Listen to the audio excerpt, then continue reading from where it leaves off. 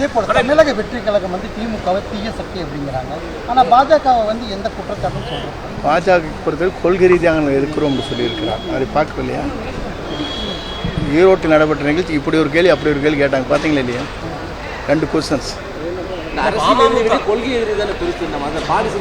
இல்லை அதை பொறுத்தவரையிலும் அவர் தெளிவாக அன்றைக்கு முடிவு சொல்லியிருக்கிறார். பொதுக்கூட்டத்தில் பேசுகிற போது தெளிவாக அந்த முடிவுகளை தெளிவுபடுத்தி இருக்கிறார்.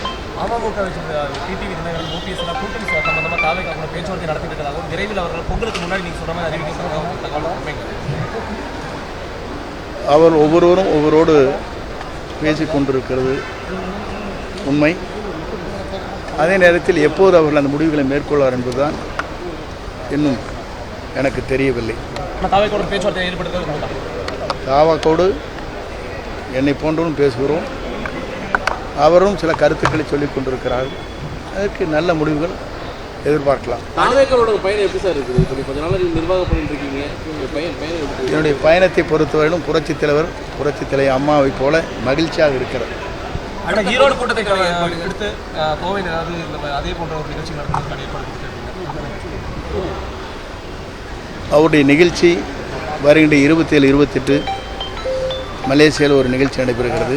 அது முடிந்ததற்கு பிறகு அவரோடு கலந்து பேசி எந்தெந்த மாவட்டத்தில் அவருடைய சுற்றுப்பயணம் மேற்கொள்ளார் என்பதை அவர் எங்களுக்கு முடிவுகளை சொல்வார்.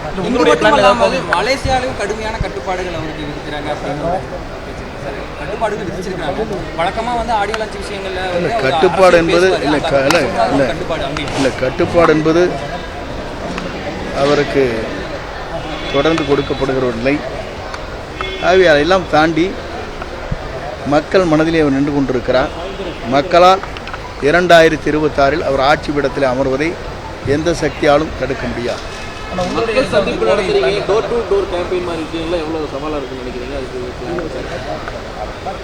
ஒன்றை சொல்கிறேன்.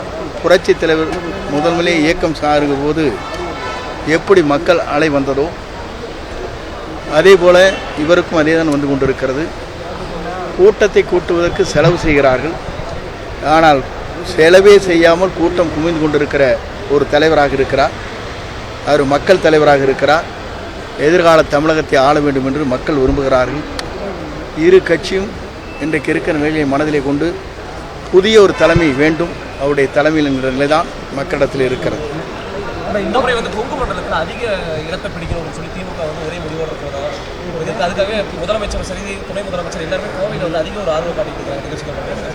யார் அந்த இடத்தை பிடிக்கிறார் என்பதை நீங்கள் விரைவில் தேர்தல் களத்திலே தெரிந்து கொள்வீர்கள். செய்திகளை உடனுக்குடனும் துல்லியமாகவும் தெரிந்து கொள்ள சப்ஸ்கிரைப் பண்ணுங்க.